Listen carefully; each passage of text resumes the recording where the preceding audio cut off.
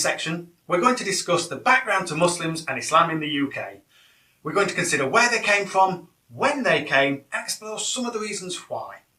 So, Junaid, when you use the words Muslims and Islam, tell me, what's the difference? Great question.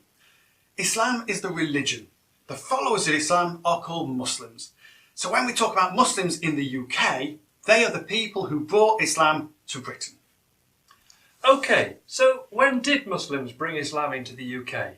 I believe actually that was in the 50s and 60s, wasn't it? Actually, you might be surprised. References to Islam in the UK can be found as early as the 8th century. There was a king called Offa of Mercia. Now, you may never have heard of him. However, he was considered one of the greatest pre-Norman kings in British history, and he minted a coin. On it was an Arabic phrase which read, La ilaha illallah. This roughly translates as, there is only one God. This is a really important Islamic phrase, and the belief that there is only one God is so important that it actually forms the first pillar of Islam. So, what you're saying, Junaid, is that references to Islam have existed in Britain for almost 1300 years? Yep. Okay, so then there was a big gap, but then Islam began to surface in the UK in the 50s and 60s?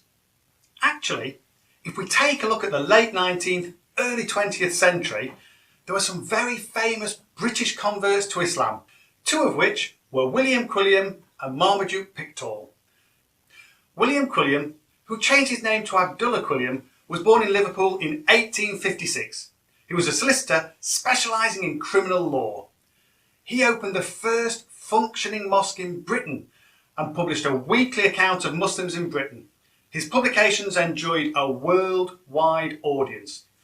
Around the same time, another British convert to Islam, Muhammad Marmaduke Pickthall, a novelist esteemed by D.H. Lawrence, H.G. Wells and E.M. Forster, as well as being a journalist and headmaster, was noted for his English translation of the Quran. So then it was the 50s and 60s? Well, yes. Before the Second World War, there were very few black and Asian people in Britain. That said, during the war, a great number of black and Asian men from the colonies served in the British Armed Forces. And many of them laid down their lives for this country, and their contribution to the war effort should never be forgotten. In post-war Europe, there was a major labour shortage.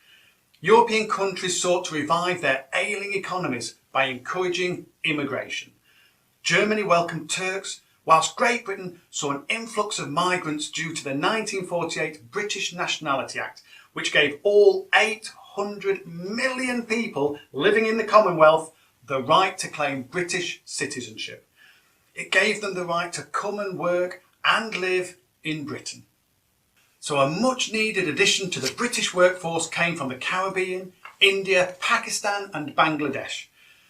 The government of the day didn't specifically invite Muslims into the UK, they simply needed to expand their workforce. Many of the countries from which the migrants came just happened to have high Muslim populations.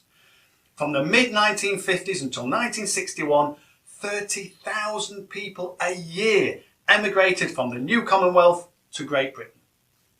My father-in-law originated from Pakistan, and he told me the story of his journey to this country, culminating in him getting off the ship in Southampton, and when he got off the ship there were brass bands playing, there was bunting flying, it was almost a carnival atmosphere.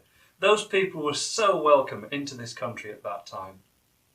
Now, it wasn't until 1962 that any kind of restriction to immigration was imposed. So, in effect, Islam hasn't been imported into this country. Workers came to do the jobs that few Britons wanted to do. Many of them were Muslim, and with them they brought their religion, Islam. So in this section, we've confirmed that references to Islam in Great Britain date back as early as the 8th century.